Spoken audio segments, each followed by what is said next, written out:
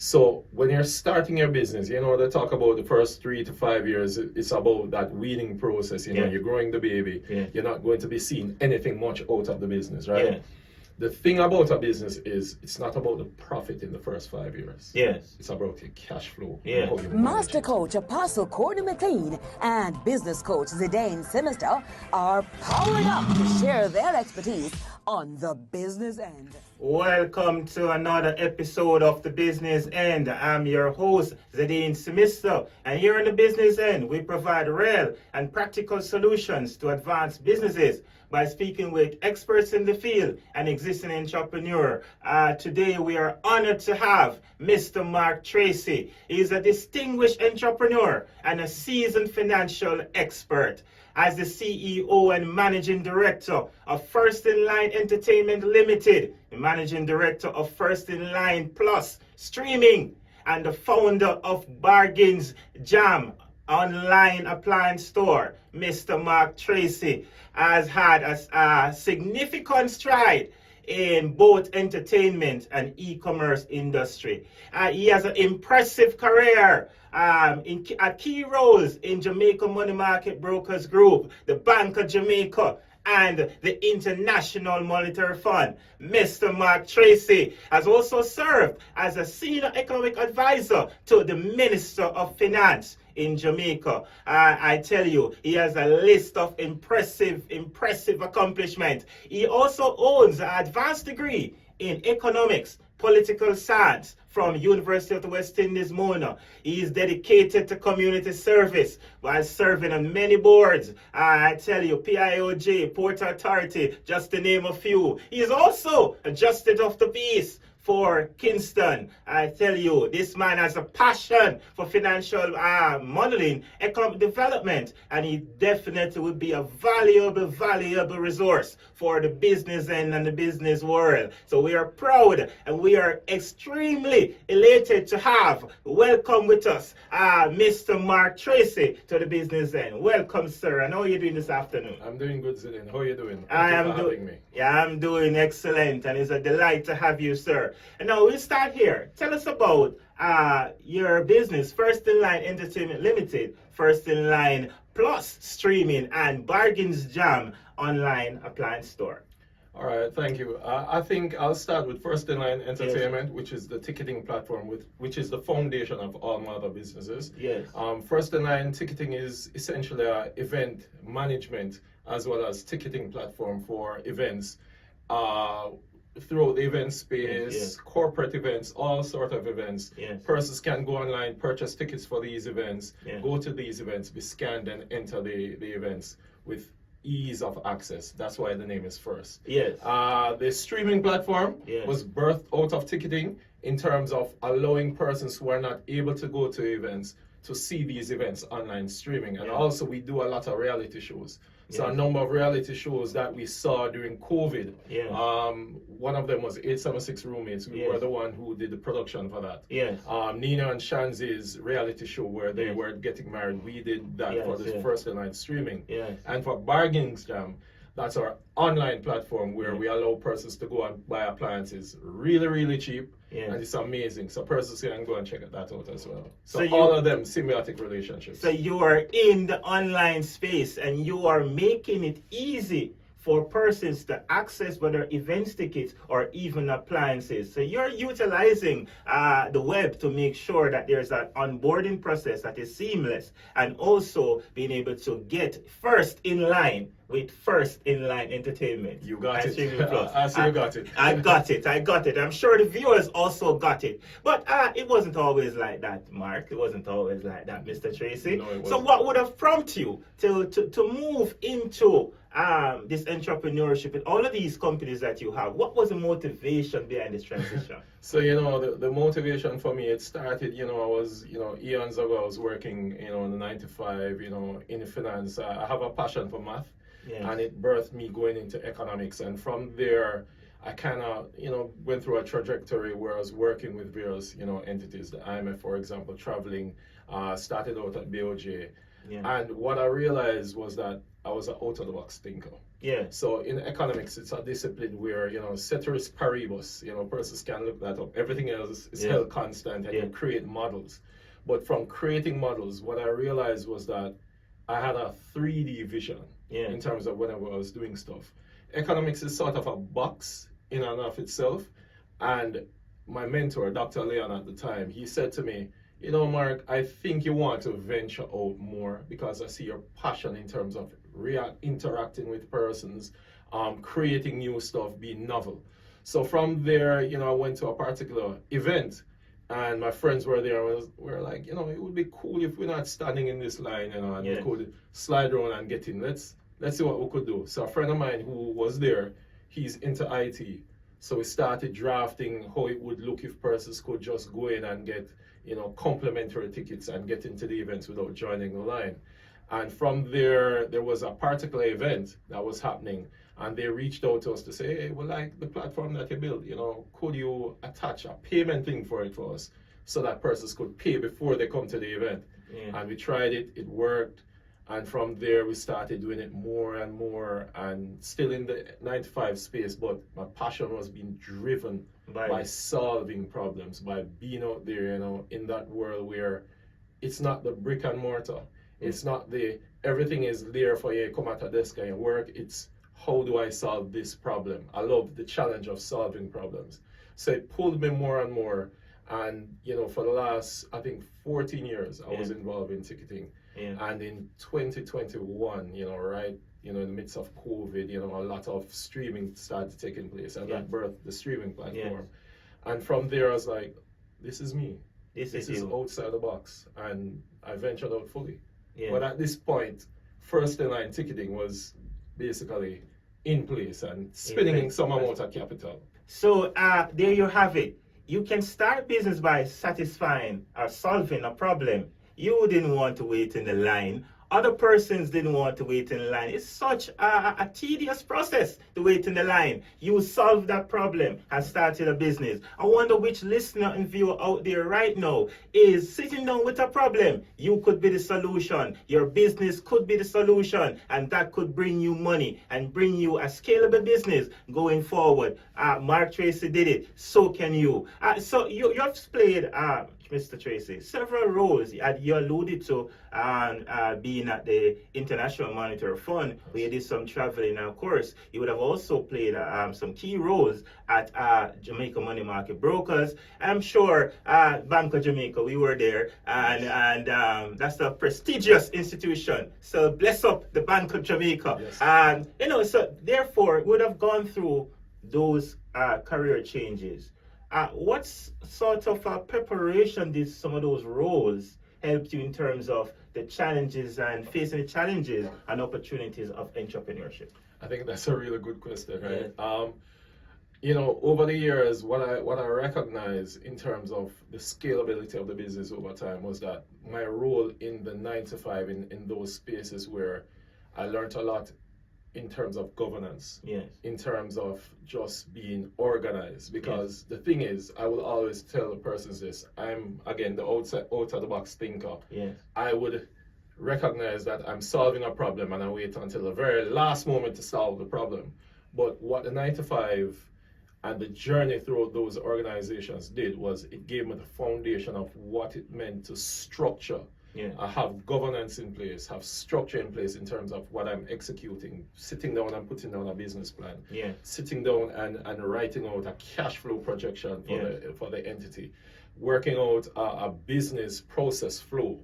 All of that came from being able to navigate through corporate, learning those rules, especially at the BOJ, where they teach you a lot in terms of good governance, corporate structure, and just ensuring that on a day-to-day basis you have all the structures in place while you're executing. So those rules really help me along. And the point here that I want to echo from Mr. Mark Tracey's journey and experience is that sometimes we start businesses while in the 9 to 5 or even later after working for somebody or with another institution. But the idea here is that you must see every day and every challenge that you're working in that organization as an opportunity to learn something, to augment that thing with what you already have, your innate ability. When you augment the two, you are able to then go out and impart and implement some of those things that you have already learned, and then super would be your results. And that is what Mark Tracey did. And we're encouraging a business owner out there to not see it time being passed in a 9 to 5 of being passive, but every day should be a learning experience. And from those learning experiences, you would incorporate in your very own businesses, whether it be structure, as he says, or even strategy. You can implement some of them, and then you can be very on your way to be a successful business entrepreneur as Mr. Mark Tracey. No, you said it best just now. That's exactly, success is what we're about. So Mr. Tracey, I know one of the roles that you played in one of the organizations that you were at is that you did some business development. I know you also played some role in finance. Yes. I know you also played a role in risk management, keeping the books straight. Yes. But all those key roles that you played, what are some of the strategies that you would want to tell our viewers and listeners that you would have incorporated in your own businesses? Right. So one of the first things I learned, in finance, in especially risk management. Let me start with risk management. Yeah, sure. All the various disciplines, Yeah. Came into one. So risk management is ultimately about having certain targets, Yes. having certain quotas that you don't pass. Yes. Right. So, for example, you're saying, okay, you don't want to spend more than 100,000 Yes. on a particular day. Yes. That your risk management would set that framework, Yes. risk avoidance, right? Yes. So you will learn the nuggets around what do I do in my business to ensure it doesn't blow up. Yes. So you set those targets Yes. and those key indicators to say when I'm reaching there, it's the alarm button. Yes. In finance, what I've learned is cash flow is king. So when you're starting your business, they talk about the first 3 to 5 years, it's about that weeding process. Yeah. You're growing the baby. Yeah. You're not going to be seeing anything much out of the business, right? Yes. The thing about a business is it's not about the profit in the first 5 years. Yes. It's about your cash flow Yes. and how you manage it. Yes. So it's about how much cash do I have running through the company, Yes. and how do I pool that cash resource in terms of executing all that I need to do. Yeah. So that $1 in finance, you have something that's called a money multiplier, right? Yeah. So on a daily basis, you have that $1. How can I make that $1 seem as if it's $10 at the end of the day? Yes. You go out and you use that $1 and you cover this, you cover that, Yes. So the money multiplier, how you use your cash flow to turn your business. Yes. So again, for the first 5 years, it's not about profit. Yes. It's about having a rich cash flow in your business. Yes. That's perfect, and Yes. that's key. Yeah. So I think from those two, risk management, finance, and in terms of strategy, business development, Yeah. it is what's my 5-year goal, Yes. and how do I execute on a 6-month to 1 year basis. Yes. So I would have started with a goal in terms of where I wanted first in line to be. Yes. Set out that structure, and I'm following that structure on a 6-month trajectory ongoing. But along the journey, things happen. Yeah. And you have to be ready for the downfalls. Yeah. And when the downfalls happen, it's always a learning experience to say, how do I restructure my strategy? Yeah. And for example, when COVID happened, Yeah. there were no events, Yes. no ticketing taking place. Yeah.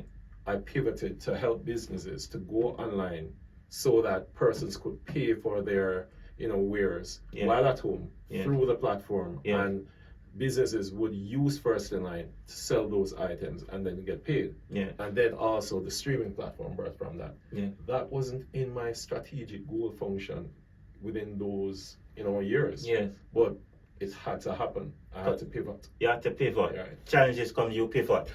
So, ladies and gentlemen, viewers, listeners, it is important to have a proper strategy to augment, to ensure that even if you have incidents such as COVID-19, you have incident that disrupts what you have targeted and planned for, you are able to pivot, use strategy in order to get you ahead of the curve, implement new business lines so that you're able to weather the storm and even grow. He says cash flow is important. In cash flow, he's basically telling you that you must be able to cover your bills, cover your variable costs. You must be able to do that. When you're able to cover those costs, then you're able to set the foundation for your market penetration, set the foundation for your marketing strategy so that you're able to get your buck, your share of the market. And once you're able to set that foundation, then going forward after the 3 to 5 years he spoke about, you're able to scale up your business and go into the next level of growth.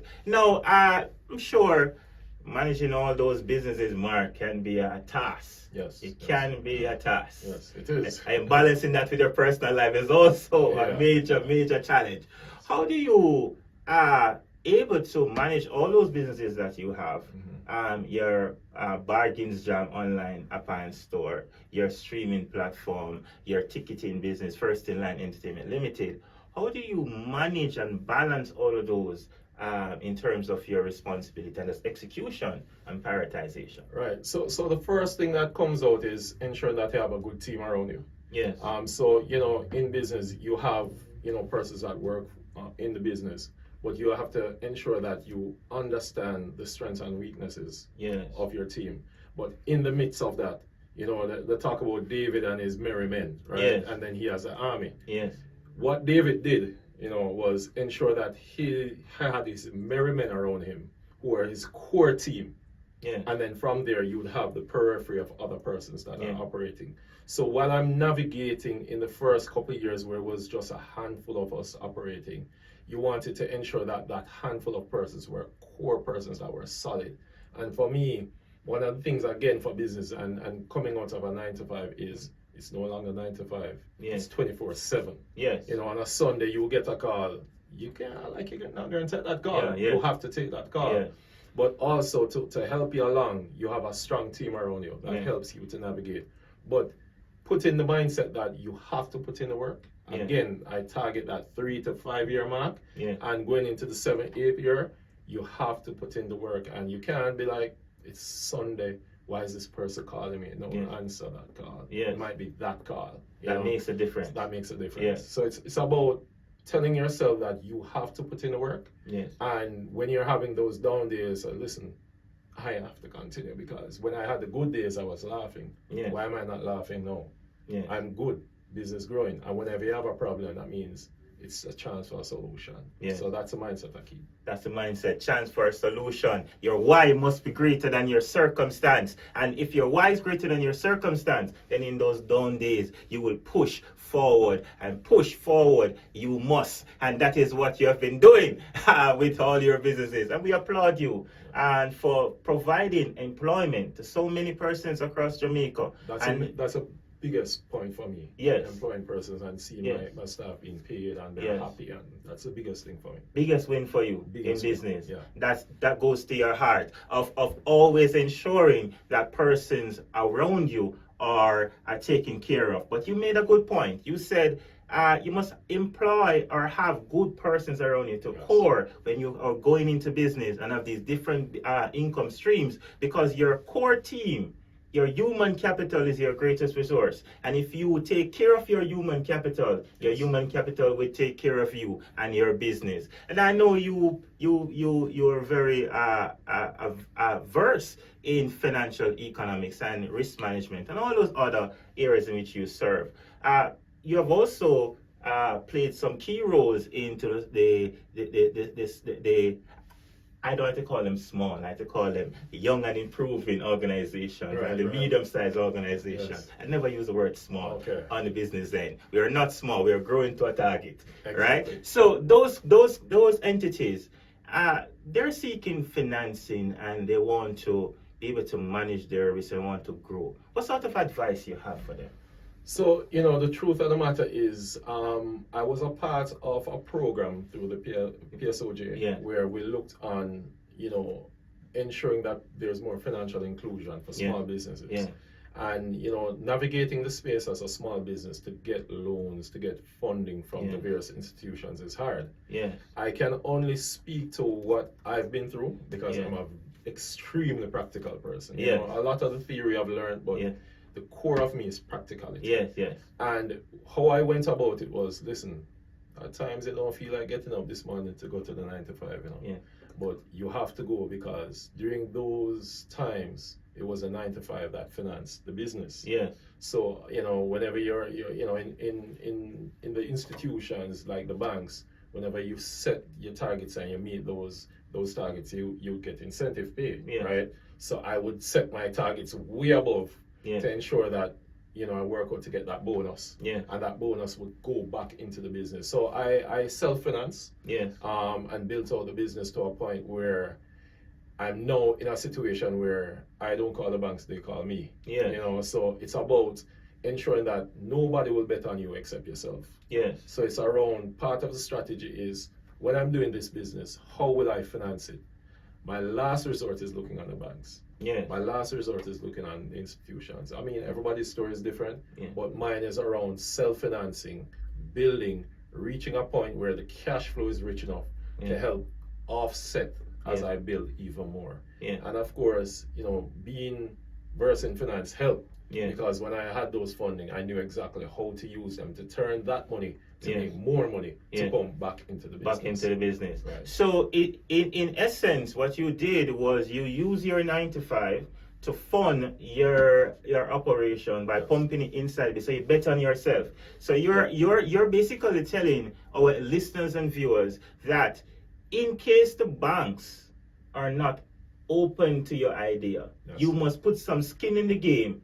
Prove to them that this business is worth investing in, and they will come knocking at your door. Yes, and that's exactly what happened. And that's exactly what happened. And that starts by managing your cash flow, of proper working capital management, and that will essentially bring your business to the next level. Now, you have served on many boards. Yes. You've been involved in many community developments. You have named the Planning Institute of Jamaica and the Port Authority of some of the boards that you have shared on. What sort of influence does this had on your leadership and your governance, even in your own organizations? Yes, I mean, they talk about, a sharp knife sharpens another knife, right? Yes.